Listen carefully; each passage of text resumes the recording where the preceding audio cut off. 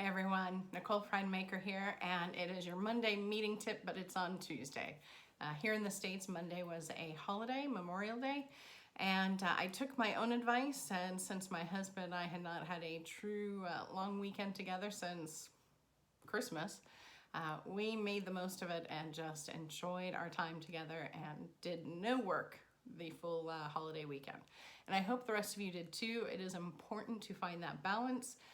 It is important to make priority time for you and your loved ones and, tamper down the stress. Everyone's dealing with a lot right now. So hopefully you took some time, if you're in the States and had the holiday, to enjoy it. I wanted to wrap out though today because the month of May I have focused on virtual events. And if you're an event planner, I hope you've taken away one consistent message this whole month, which is virtual events are not that different and they're not that difficult. I know it's been kind of a scary, frustrating, stressful time having to, for some folks, completely upend your events. Some of us have done hybrid events and virtual events in the past, so it was less painful transition, but a lot of people hadn't.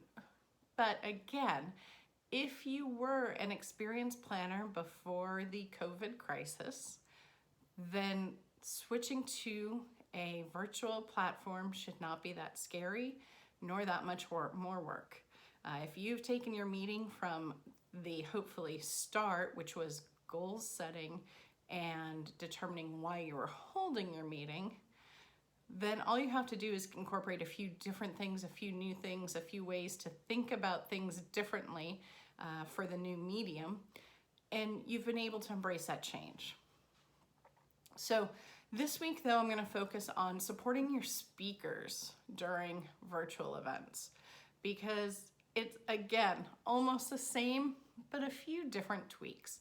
And when you think about them and you take time to just kind of logically and dispassionately think about, okay, transitioning from a live in-person event to a virtual event, what does that mean for our speakers? And when you start thinking about those things, it's actually quite easy.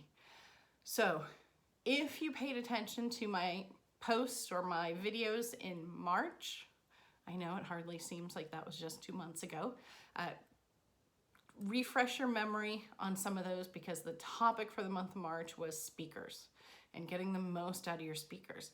Go to my website, friedmakerconsulting.com, or you can also get there by going to buildbettermeetings.com and check out the blog post back on speakers. 90% of it translates. There's just a few things you're going to have to do differently. You want to help them be successful in a different format. There's no longer the energy of a live audience. There's no longer the ease of a casual poll of raise your hands, although some virtual event software does also help with that. So you just have to think slightly differently. Later on this week, I'll post up a link to a blog that I did regarding some tips and hints for speakers. And there's even a downloadable PDF or a printable PDF that you can use as a quick checklist for yourself. If you're listening to this though, if you head on over to my website today, you'll be able to access it today. So get a jump on it.